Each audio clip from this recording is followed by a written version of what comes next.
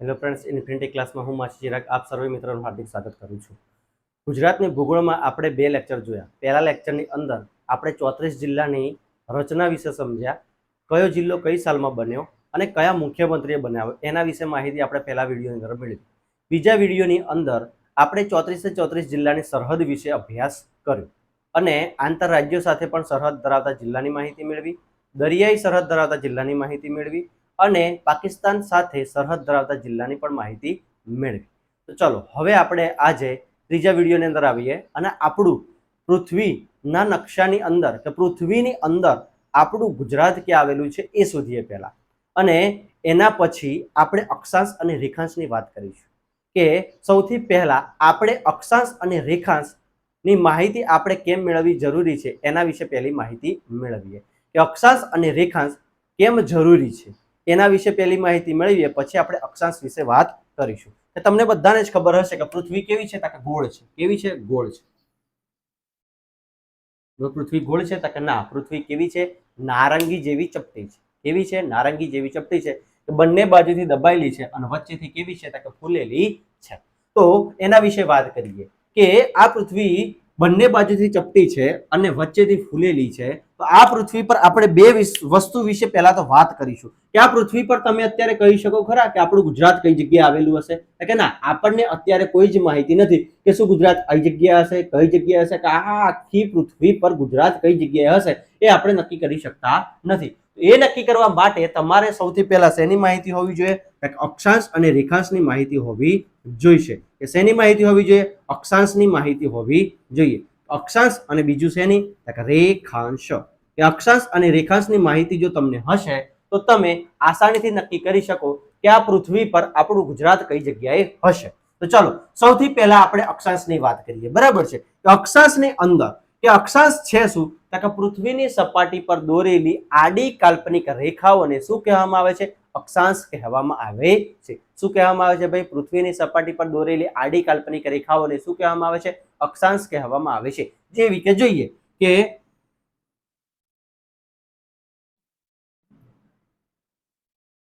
આ રીતે આડી કાલ્પનિક રેખાઓને શું કહેવામાં આવે છે? અક્ષાંશ કહેવામાં આવે છે. અત્યારે તમે બ્લુ પેનથી જોઈ શકો છો, એને પૃથ્વીની શું કહેવામાં આવે છે? અક્ષાંશ કહેવામાં આવે છે. શું કહેવામાં આવે છે? અક્ષાંશ કહેવામાં આવે છે. કે પૃથ્વીની સપાટી પર દોરેલી આડી કાલ્પનિક રેખાઓને શું કહેવામાં આવે છે? અક્ષાંશ કહેવામાં આવે છે. તો જો અક્ષાંશનું તમને માપ ખબર હોય તો ચલો, પૃથ્વી આ ગુજરાત આપણું આ પટ્ટામાં હશે, આ પટ્ટામાં હશે, આ પટ્ટામાં હશે, આ પટ્ટામાં હશે, કે કયા પટ્ટામાં હશે એ આપણે નક્કી કરી શકતા નથી. અત્યારે તમને ખબર તો પડી ગઈ, પૃથ્વીની સપાટી પર દોરેલી આડી કાલ્પનિક રેખાઓને આપણે શું કહીએ છીએ? અક્ષાંશ કહીએ છીએ. પણ અક્ષાંશના કયા પટ્ટા વચ્ચે આપણી પૃથ્વી છે તો આપણને ખબર નથી. તો ચલો સૌથી પહેલા આપણે અક્ષાંશની વાત કરીએ. બરાબર છે? તો અક્ષાંશ કેટલા છે? કયા અક્ષાંશની વચ્ચે આપણું ગુજરાત આવેલું છે? તો 20 ડિગ્રી 6 કળા ઉત્તર અક્ષાંશથી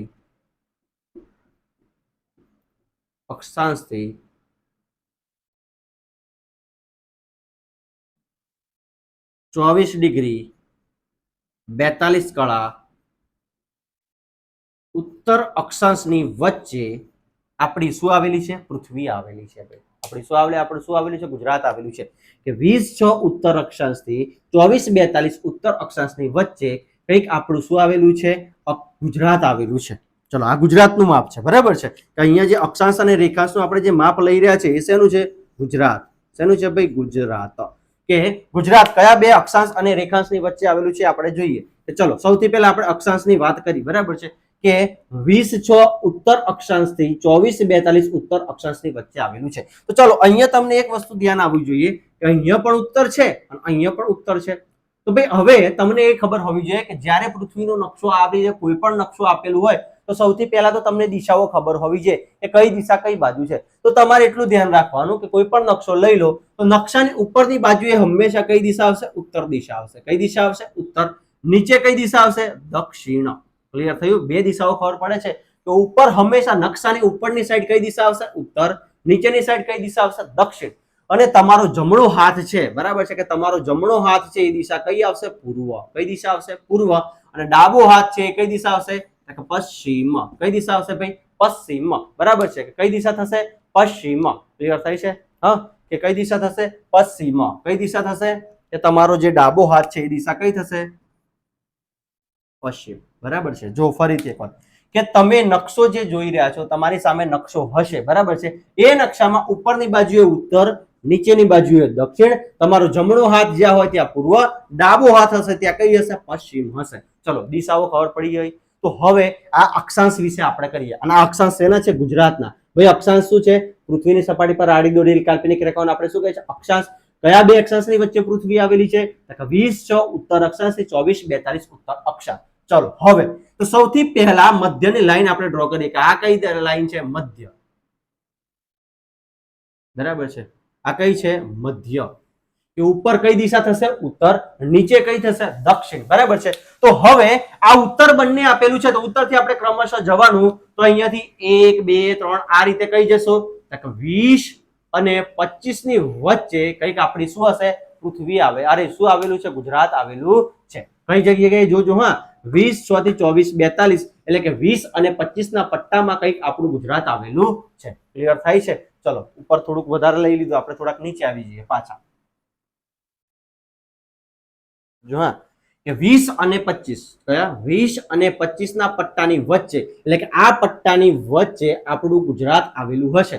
પણ કઈ જગ્યાએ હશે ખબર ખરેખર ને? કે અહીંયા હશે, અહીંયા હશે, અહીંયા હશે, અહીંયા હશે. કઈ જગ્યાએ હશે આખા પટ્ટામાં આપણને અત્યારે ખબર નથી, પણ આપણને એટલી તો માહિતી મળી ગઈ કે ભાઈ આ પટ્ટાની અંદર આપણું કઈક ગુજરાત આવેલું છે. કયા પટ્ટાની અંદર?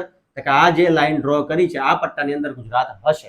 એટલી તો આપણને માહિતી મળી ગઈ. અને આ માહિતી આપણે શેના પરથી મેળવી? અક્ષાંશ પરથી મેળવી. શેના પરથી મેળવી ભાઈ? અક્ષાંશ પરથી મેળવી. કે અક્ષાંશ કે 20 અને 24, 20 અને 25 ના વચ્ચે આપણું કઈ ગુજરાત આવેલું હશે. નહીં તો આ બધા પટ્ટામાં આપણું ગુજરાત આવેલું નથી. આ પટ્ટામાં ગુજરાત છે એટલું ફાઇનલ થઈ ગયું. પણ હવે કઈ જગ્યાએ છે એક્ઝેક્ટ? આમાંથી આ પટ્ટામાં, આખા પટ્ટામાં કઈ જગ્યાએ છે આપણે મેળવવા માટે આપણે બીજું શું જોવું પડશે? રેખાંશ જોવા પડશે. શું જોવા પડશે ભાઈ? રેખાંશ. રેખાંશની જો માહિતી મળશે તો રેખાંશની માહિતી પરથી આપણે નક્કી કરી શકીએ કે ભાઈ હવે આપણું ગુજરાત આખા પટ્ટામાં કઈ જગ્યાએ હશે. તો રેખાંશની માહિતી, તો ભાઈ રેખાંશ કેટલા છે? આપણે અહીંયા રેખાંશ કેટલા આવેલા છે? 68 થી 68 ડિગ્રી 7 કળા પૂર્વ રેખાંશથી 74 ડિગ્રી 28 કળા પૂર્વ રેખાંશની વચ્ચે આપણું શું આવેલું છે? પૃથ્વી આવેલી છે. ચલો, રેખાંશ આપણને મળ્યા કયા? 68 થી 74 28. ચલો, રેખાંશ શું છે? રેખાંશની આપણે માહિતી મેળવીએ કે જો સૌથી પહેલો રેખાંશ ઉત્તર ધ્રુવ અને આ દક્ષિણને ટચ કરશે આ રીતે. બરાબર છે. પછી બીજા બધા જ અક્ષાંશ આ રીતે અહીંયાથી નીકળશે, ઉત્તર ધ્રુવમાંથી નીકળશે, દક્ષિણ ધ્રુવમાં આવીને આવશે. અહીંયાથી નીકળશે, અહીંયા આવીને હશે આ રીતે. આને શું કહીશું આપણે? રેખાંશ કહીએ છીએ. શું કહીએ છીએ ભાઈ? રેખાંશ કહીએ છીએ.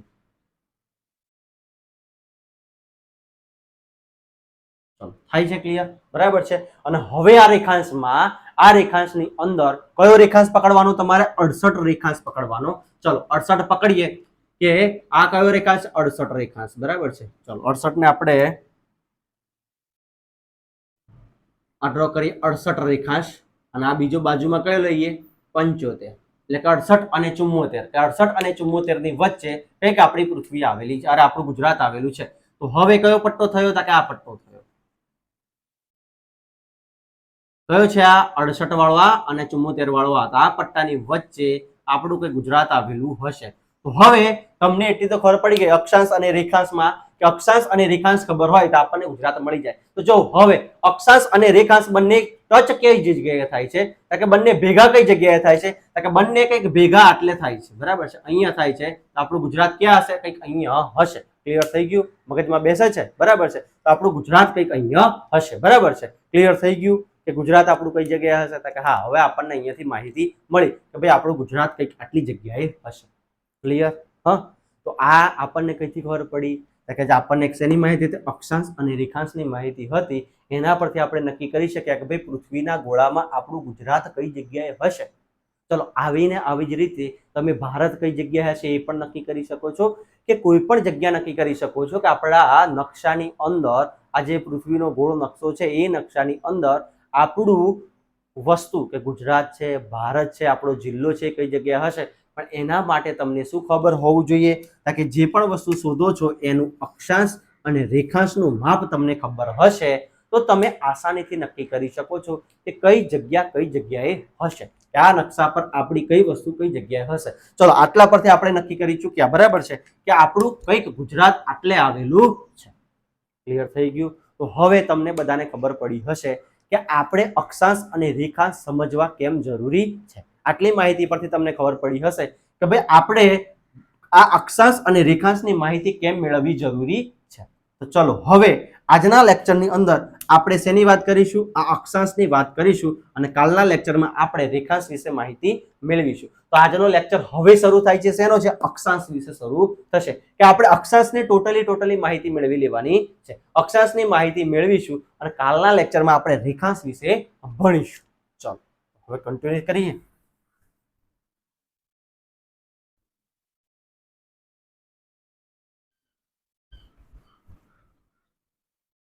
ચલો હવે આપણે શેની માહિતી મેળવીશું? અક્ષાંશની. શેની મેળવીશું ભાઈ? અક્ષાંશ. તો હવે આપણે આગળ જઈશું અક્ષાંશ વિશે. તો અક્ષાંશ વિશે આપણને થોડી ઘણી માહિતી છે ભાઈ. અક્ષાંશ કોને કહેવામાં આવે છે? કે પૃથ્વીની સપાટી પર દોરેલી આડી કાલ્પનિક રેખાઓને આપણે શું કહીએ છીએ? અક્ષાંશ કહીએ છીએ. શું કહીએ છીએ? અક્ષાંશ કહીએ છીએ. તો ચલો અક્ષાંશ ને આપણે પહેલા તો પૃથ્વીનો નકશો ડ્રો કરી લઈએ પાછો. તો પૃથ્વી કેવી છે? ગોળ છે. ગોળ નહીં, નારંગી જેવી કેવી છે? ચપટી છે. ભાઈ કેવી છે? નારંગી જેવી ચપટી છે. કેવી છે? નારંગી જેવી ચપટી છે. કે બંને બાજુથી કેવી છે? ચપટી છે ને વચ્ચેથી કેવી છે? ફૂલેલી છે. તો ચલો હવે કે આ પૃથ્વીની સપાટી પર આડી કાલ્પનિક રેખા. તો ચલો સૌથી પહેલા તો આના આપણે બે સરખા ટુકડા કરીએ. બે સરખા ટુકડા કરી દઈએ, બરાબર છે. ચલો બે સરખા ટુકડા કર્યા. આ બે સરખા ટુકડા કર્યા તો ઉપરવાળા ટુકડાને, આ ઉપરવાળો ટુકડો છે એને નામ આપી દઈશું આપણે. શું આપીશું? ઉત્તર ગોળાર્ધ. શું આપીશું? ઉત્તર ગોળાર્ધ. અને નીચેવાળા ટુકડાને નામ આપીશું આપણે દક્ષિણ ગોળાર્ધ. ક્લિયર થયું? આ ઉત્તર ગોળાર્ધ, આ દક્ષિણ ગોળાર્ધ. અને વચ્ચે બે સરખા ભાગ કર્યા એને આપણે શું નામ આપીશું? કેટલા ડિગ્રી છે અહીંયા? 0 ડિગ્રી. અને આનું નામ આપીશું આપણે વિષુવવૃત્ત. શું નામ આપીશું? વિષુવવૃત્ત. ક્લિયર થઈ ગયું આટલા સુધી? કે ઉપરવાળા ટુકડાને ઉત્તર ગોળાર્ધ, નીચેવાળાને દક્ષિણ ગોળાર્ધ. અને એ કયું ડિગ્રી આપ્યું? 0 ડિગ્રી. બરાબર છે. હવે આ 0 ડિગ્રી કેમ આપ્યું? આ ડિગ્રી વાળું કોન્સેપ્ટ તમને બધાને જ્યારે તમે સ્કૂલમાં ભણતા હશો ત્યારે તમને ખબર હશે કે જ્યારે તમે કંપાસ બોક્સ લાયા હશો ત્યારે કંઈક આવું સાધન તમને જોવા મળ્યું હશે. બરાબર છે. એમાં તમને અહીંયાથી આટલેથી તમે આ રીતે ભાગ કરશો એટલે અહીંયા કેટલા ડિગ્રી હશે? 90 ડિગ્રી હશે. કેટલા ડિગ્રી હશે? 90 ડિગ્રી હશે. અને અહીંયાથી લાઈનો દોરી લેશે. આ કેટલા ડિગ્રી? 0 ડિગ્રી. અને આ બાજુ કેટલા ડિગ્રી ગયું હશે? 180 ડિગ્રી. કેટલા ડિગ્રી ગયું હશે? 180 ડિગ્રી. તો અહીંયાથી તમને અહીંયાથી આ રીતે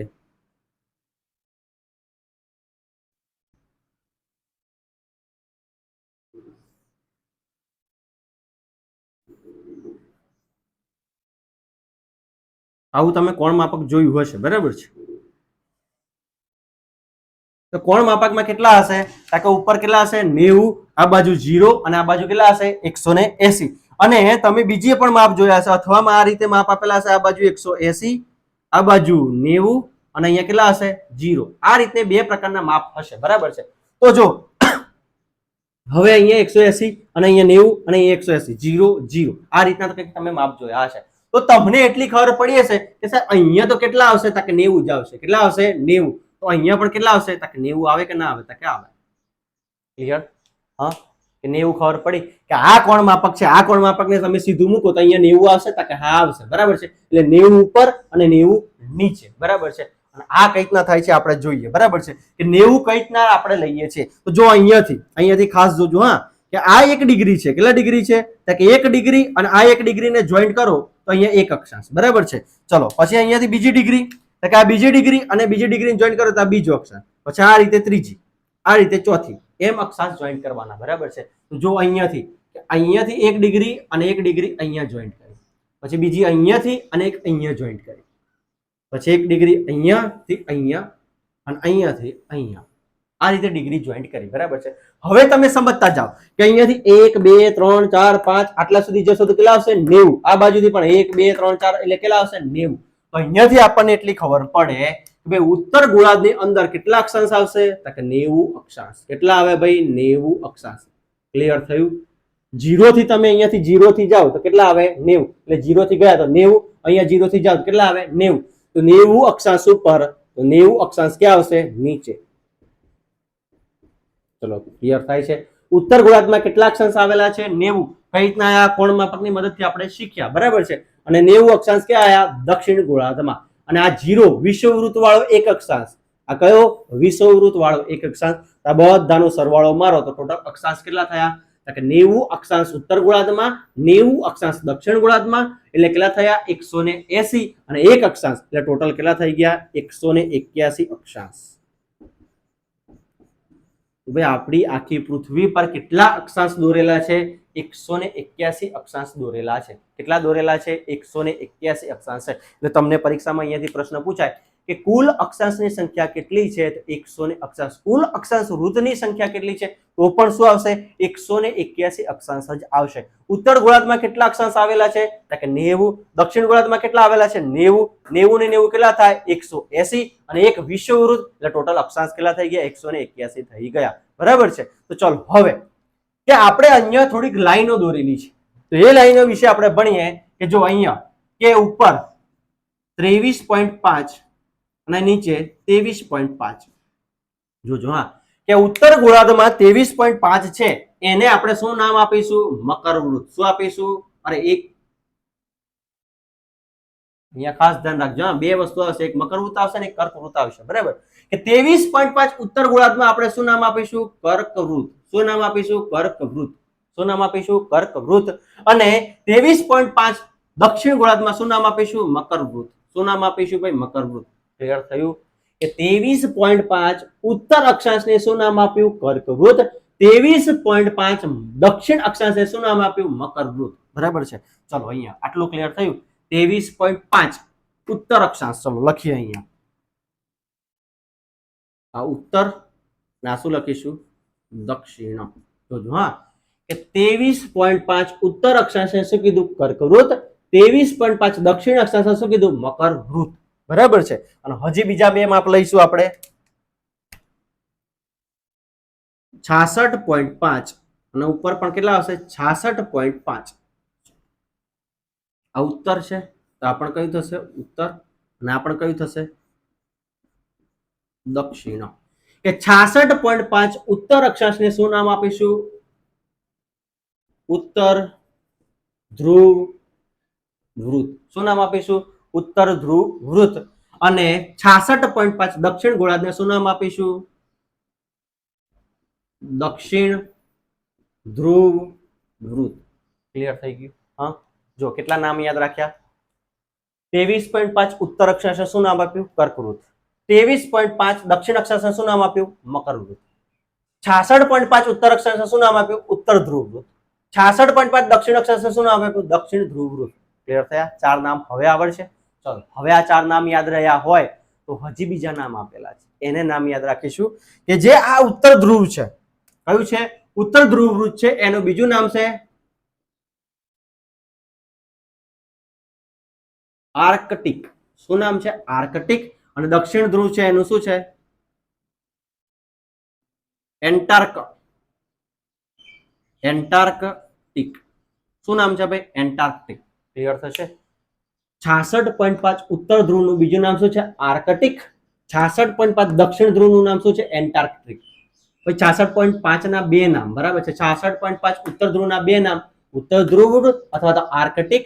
66.5 દક્ષિણ અક્ષાંશના કેટલા નામ? બે નામ, દક્ષિણ ધ્રુવ અને એન્ટાર્કટિક. ક્લિયર થયું અહીંયાથી? બરાબર છે? તો આટલા નામ તમારે યાદ રાખવાના. કે સાહેબ આર્કટિક અને એન્ટાર્કટિક નામ યાદ રાખવામાં થોડાક લોચા પડે. બરાબર છે? તો કઈ રીતના યાદ રાખવાના? જો કક્કો શરૂ થાય ને, કમાં ક એટલે કે પહેલું અને ન એટલે કે નીચે. જો આ ન યાદ રાખવાનું, ન એટલે કે નીચે.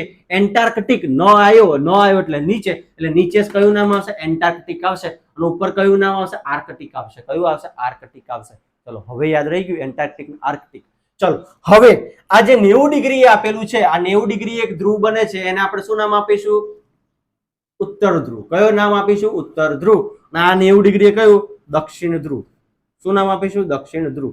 તો હવે આપણે કેટલા અક્ષાંશની માહિતી યાદ રાખવાની થઈ? તો કે જો એક વિષુવવૃત્ત 0 ડિગ્રીએ વિષુવવૃત્ત, 23.5 ઉત્તરે કર્કવૃત્ત, 23.5 દક્ષિણે મકરવૃત્ત, 66.5 ઉત્તરે ઉત્તર ધ્રુવ અથવા તો આર્કટિક, 66.5 દક્ષિણે દક્ષિણ ધ્રુવ અથવા તો એન્ટાર્કટિક, 90 ડિગ્રી ઉત્તરે ઉત્તર ધ્રુવ અને 90 ડિગ્રી દક્ષિણે દક્ષિણ ધ્રુવ. આટલા નામ યાદ રાખવાના થાય. કેટલા નામ યાદ રાખવાના? 1 2 3 4 5 6 7.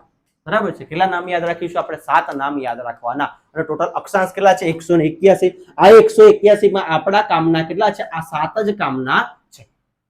ક્લિયર? અહીંયાથી મગજમાં બેસ્યું? હા, અક્ષાંશ શું છે? આ અક્ષાંશ હવે આપણે પકડવાના થાય. બરાબર છે. ચલો હવે આ ઉત્તર ધ્રુવ અને દક્ષિણ ધ્રુવ વિશે થોડીક માહિતી મેળવીએ કે આ ઉત્તર ધ્રુવ છે. બરાબર છે કે આ ઉત્તર ધ્રુવ છે. આ ઉત્તર ધ્રુવ પર સૌથી વધારે કયો પોર્શન આવેલો છે? જમીન. કયો વિસ્તાર આવેલો છે? જમીન વિસ્તાર. એટલે કે ઉત્તર ધ્રુવને આપણે કયો કહીશું?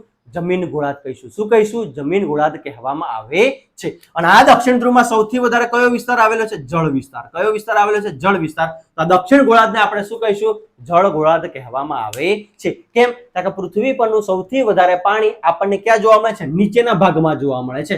તો આને આપણે શું કહીશું? જળ ગોળાર્ધ કહીશું. અને ઉત્તર ગોળાર્ધમાં સૌથી વધારે જમીન પોષણ આવેલો છે તેને આપણે કહીશું જમીન ગોળાર્ધ કહીશું. બરાબર છે. ક્લિયર થઈ ગયું? ઉત્તર ગોળાર્ધનું બીજું નામ શું છે? જમીન ગોળાર્ધ. દક્ષિણ ગોળાર્ધનું બીજું નામ શું છે? કે જળ ગોળાર્ધ. જો જમીન અને જળ આ બંનેમાં કન્ફ્યુઝન નહીં થાય. બરાબર છે કે આપણી જે જમીન આવેલી છે એનો 80% હિસ્સો ઉત્તર ગુજરાતમાં જ ઉત્તર ગોળાર્ધમાં જ આવેલો છે. એટલા માટે ઉત્તર ગોળાર્ધને આપણે જમીન ગોળાર્ધ કહીશું. અને 90% હિસ્સો પાણીનો હિસ્સો ક્યાં આવેલો છે? કે દક્ષિણ ગોળાર્ધમાં આવેલો છે. એટલા માટે દક્ષિણ ગોળાર્ધને આપણે જળ ગોળાર્ધ પણ કહીશું. ક્લિયર? ચલો હવે થોડાક આગળ વધીએ. બરાબર છે કે હવે કે આ અક્ષાંશ તો આપણે જોયા, આપણે એક માહિતી પણ સમજ્યા કે ભાઈ સૌથી મોટો અક્ષાંશ કયો થશે. તો આપણે એ સમજ્યા કે ભાઈ પૃથ્વી કેવી છે? નારંગી જેવી ચપટી છે. બંને બાજુથી ચપટી છે ને વચ્ચેથી ફૂલેલી છે. તો ભાઈ વચ્ચે પૃથ્વીના બે સરખા ભાગ કરે એ અક્ષાંશ કયો છે? કે વિષુવવૃત્ત. તો આપણે લખીશું કે વિષુવવૃત્ત એ કેવો છે? સૌથી લાંબો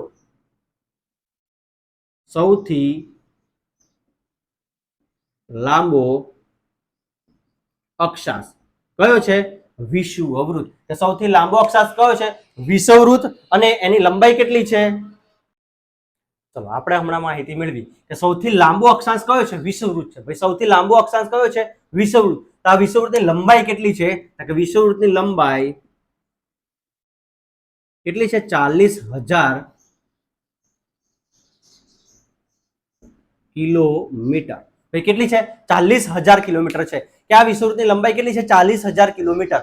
કે તમે અહીંયાથી જો અહીંયાથી ગોળ કે અહીંયાથી શરૂઆત કરીને આમ ફરીને પાછો એક રાઉન્ડ અહીંયા પૂરો કરો તો એની લંબાઈ કેટલી છે? 40,000 કિલોમીટર. તમે વિચાર કરો કે કેટલું બધો લાંબુ હશે. કે પૃથ્વી પર તમે એક છેડાથી અહીંયાથી ફરી કરો, નાખી પૃથ્વી આમ કરીને ગોળ ફરીને પાછા આવો તો કેટલી થશે? 40,000 કિલોમીટર. ભાઈ આ સૌથી લાંબો છે. બરાબર છે. તો આ બધાની લંબાઈ સરખી નહીં હોય? કે ના. કેમ? કે પૃથ્વી કેવી છે? ગોળ છે. એટલે કે જેમ જેમ તમે ઉપર જતા જશો એમ એમ એની લંબાઈ કેવી થશે? ઘટતી જશે. જેમ જેમ તમે નીચે જતા જશો એમ પણ એની લંબાઈ કેવી થશે? ઘટતી જાય છે. તો અક્ષાંશની લંબાઈ વિષુવવૃત્તિ જેમ જેમ તમે ધ્રુવ તરફ જાઓ છો એમ લંબાઈ ઘટતી જાય છે. અને જેમ વિષુવવૃત્તિ તમે ધ્રુવ તરફ નીચે જતા જાઓ છો એમ લંબાઈ પણ શું થાય છે? ઘટતી જાય છે. ક્લિયર થયું? કે વિષુવવૃત્તિ ધ્રુવો તરફ જતા અક્ષાંશની લંબાઈ શું થાય છે?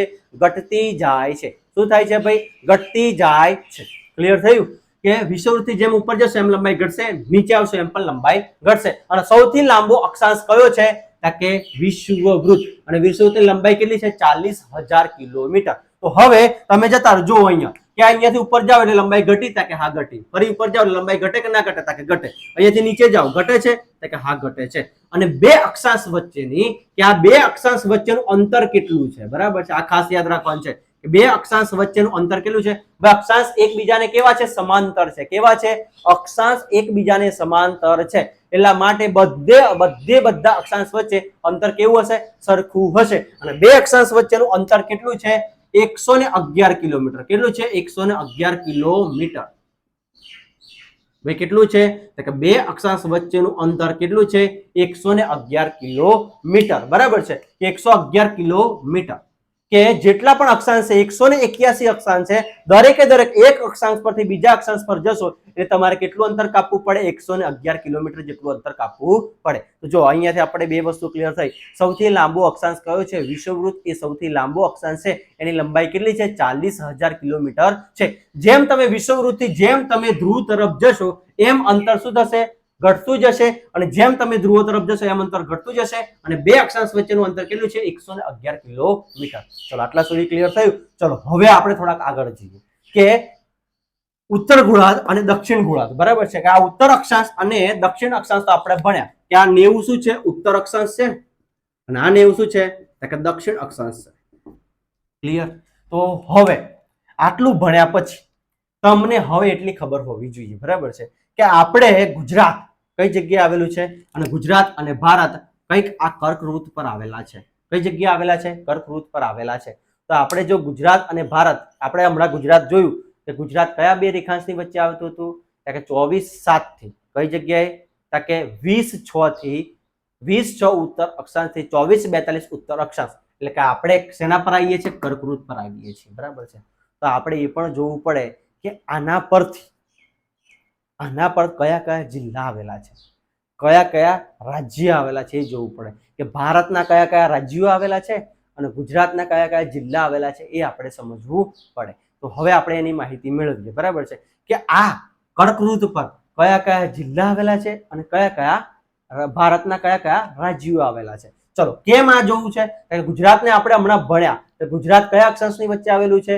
20/6 ઉત્તર અક્ષાંશ થી 24/42 ઉત્તર અક્ષાંશ. કે 20/6 અને 24/2 ની વચ્ચે શું આવે? 23.5 એટલે કે કર્કવૃત્ત આવે છે. તો ચલો હવે આપણે એની માહિતી મેળવીએ. અને આ અક્ષાંશ અને રેખાંશ આપણને શેના માટે જરૂરી છે? ચલો હવે આપણે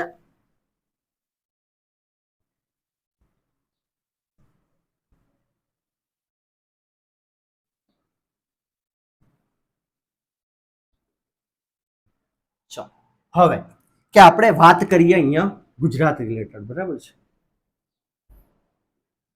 આ કયું છે? 23.5 ઉત્તર અક્ષાંશ. ભાઈ આ શું છે? 23.5 ઉત્તર અક્ષાંશ. અને શેના રિલેટેડ આપણે જોવાનું છે? ગુજરાત. શેના રિલેટેડ જોવાનું છે ભાઈ? ગુજરાત. ગુજરાત 23.5 ઉત્તર અક્ષાંશ અને આને આપણે શું કહીએ છીએ? કર્કવૃત્ત. શું કહીએ છીએ? કર્કવૃત્ત. શું કહીએ છીએ આપણે? કર્કવૃત્ત કહીએ છીએ. તો આ કર્કવૃત્ત પર કયા કયા જિલ્લા આવેલા છે એની માહિતી મેળવીએ. બરાબર છે. તો એના માટે તમારે એક સૂત્ર યાદ રાખવું પડશે. કયું છે? જો કર્કવૃત્ત આપણે હમણાં શીખ્યા. ભાઈ આ બાજુ કઈ થશે? જમણો હાથ એટલે કઈ બાજુ થાય? પૂર્વ. કઈ થાય? પૂર્વ. અને આ ડાબો હાથ એટલે કઈ બાજુ થાય? પશ્ચિમ. કઈ થાય ભાઈ? પશ્ચિમ. તો ચલો હવે આપણે અહીંયા ધ્યાન રાખવાનું તમારે કે પૂર્વથી પશ્ચિમ તરફ જિલ્લા ગોઠવવાના. તો એના માટે એક સૂત્ર યાદ રાખવાનું છે. અ સા ગ મ પા ક. કયું સૂત્ર યાદ રાખવાનું? અસાગમ પાક. જો ફરીથી કયું સૂત્ર યાદ રાખીશું? અસાગમ પાક.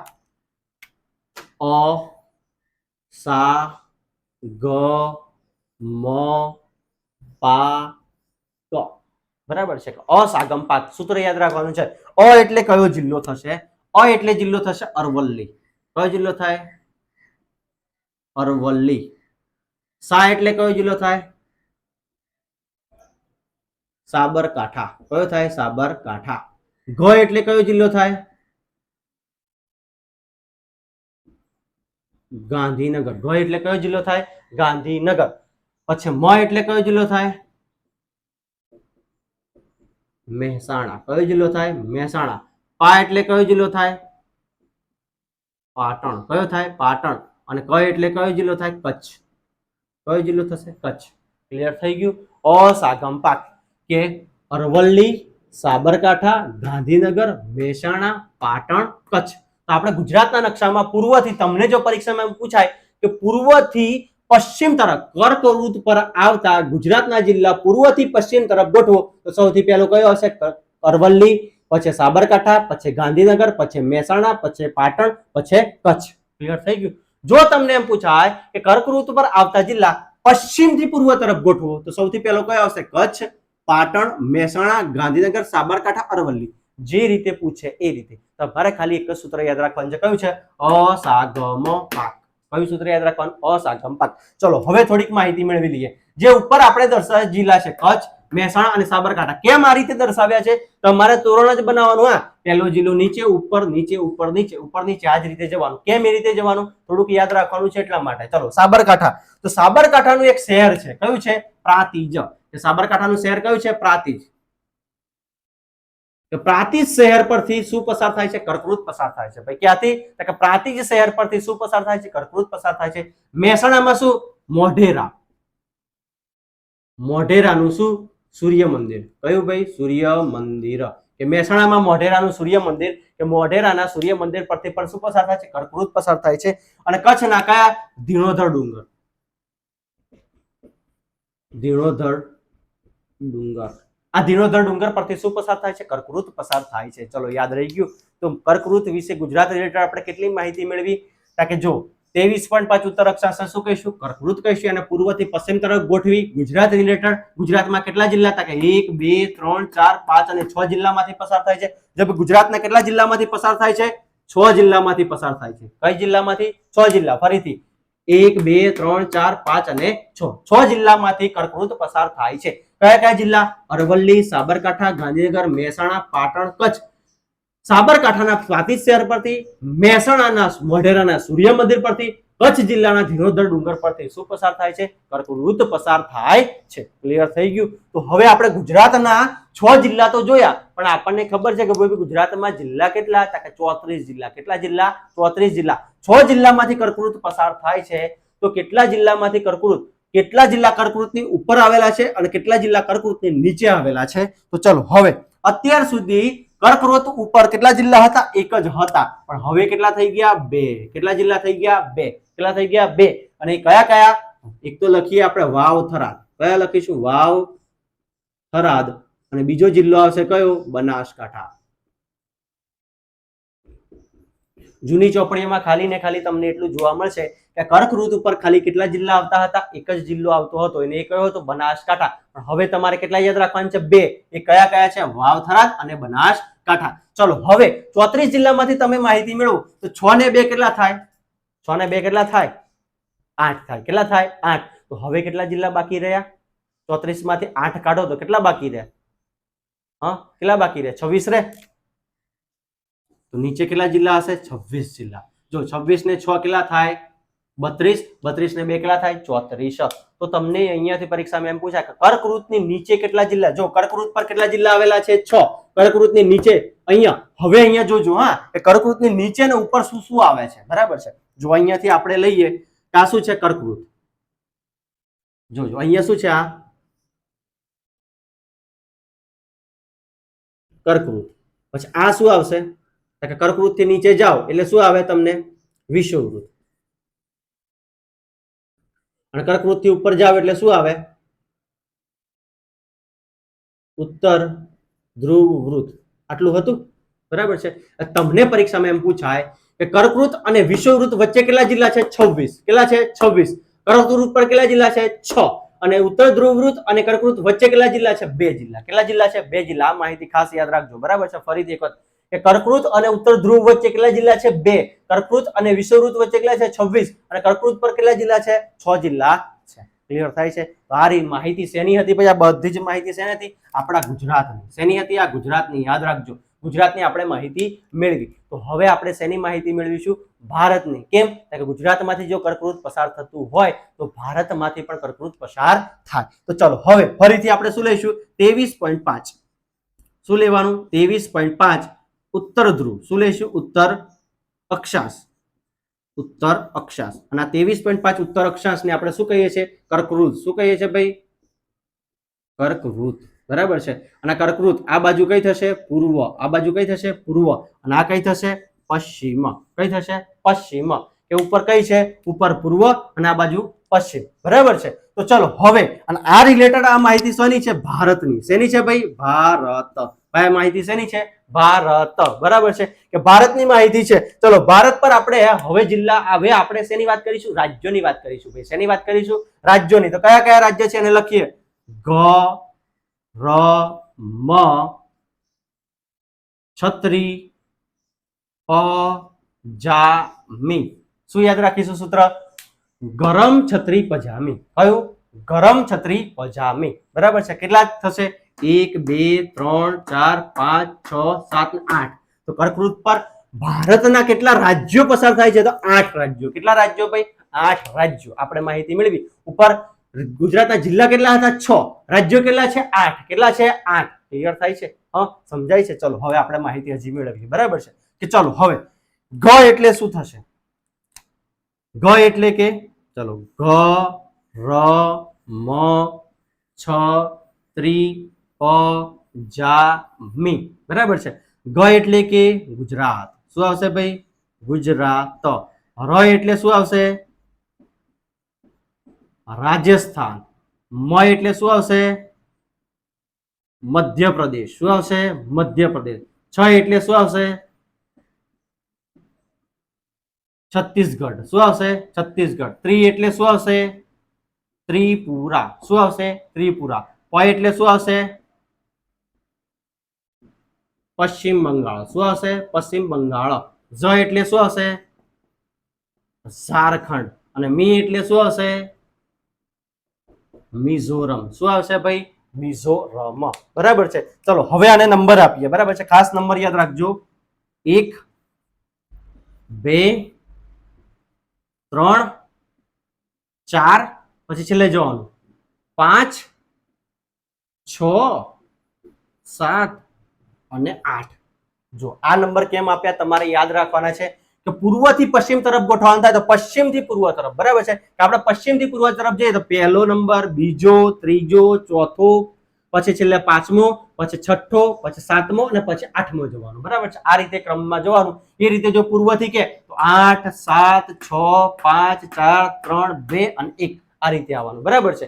ચલો હવે આટલી માહિતી આપણે મેળવી કે ઉપર પણ જોયું, આ પણ જોયું. બરાબર છે કે ઉપર કર્કવૃત પર ગુજરાત પર કેટલા જિલ્લા? 6 જિલ્લા. કર્કવૃત પર રાજ્યો કેટલા હતા? 8 રાજ્યો. બરાબર છે. તો ચલો હવે અહીંયા ફરીથી જોઈએ કે આ શું છે? કર્કવૃત. કર્કવૃત. કર્કવૃત પર શું આવશે? ઉત્તર ધ્રુવ વૃત્ત. અને નીચે શું આવશે? કે વિષુવવૃત્ત. વિષુવવૃત્ત. બરાબર છે. તો ચલો અહીંયા આપણે લખવાનું છે કે ઉપર આ કર્કવૃત અને ઉત્તર ધ્રુવ વચ્ચે કેટલા રાજ્યો છે? 12 રાજ્યો છે. અહીંયા ઉપર કેટલા છે? 8 રાજ્યો છે. તો 12 ને 8 રાજ્યો કેટલા થાય? 20. કેટલા થાય? 20. અને બીજું આપણું એક રાજ્ય, બીજા કેટલા રાજ્યો થાય? 8 રાજ્યો. કેમ કે આપણા ટોટલ રાજ્યો કેટલા છે?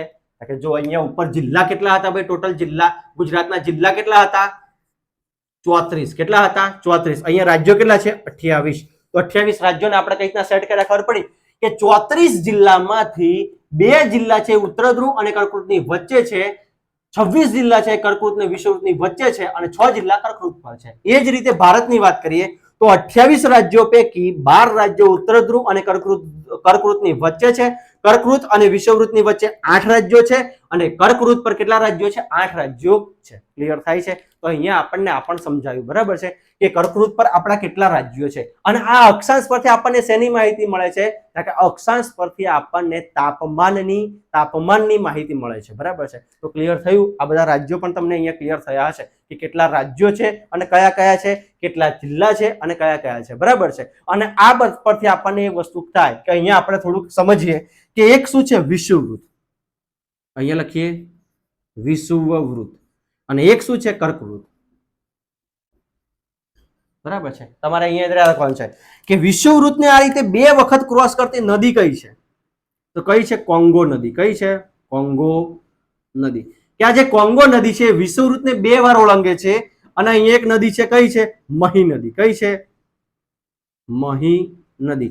આ મહી નદી કર્કવૃતને 2 વાર ઓળંગે છે અને કોંગો નદી વિષુવવૃત્તને 2 વાર ઓળંગે છે. ક્લિયર થયું? કે જો અહીંયાથી જશે એટલે એક વાર અહીંયા અને બીજી વાર અહીંયા. આ 2 રીતે વિષુવવૃત્તને કોઈ નદી? કોંગો નદી ઓળંગે છે અને કર્કવૃતને એક વખત અહીંયા અને બીજી વખત અહીંયા. આ રીતે 2 વખત કઈ નદી ઓળંગે છે? મહી નદી ઓળંગે છે. બરાબર છે. તો અક્ષાંશની અહીંયા તમને માહિતી બધી સમજાઈ હશે કે અક્ષાંશની જેટલી પણ માહિતી હતી બધી જ આપણે લીધી. બરાબર છે. અક્ષાંશની ટોટલી માહિતી આપણે કવર કરવાનો ટ્રાય કર્યો છે. કાલના લેક્ચરની અંદર આપણે રેખાંશની માહિતી લઈશું. અસ્તુ. જય હિન્દ, જય ભારત.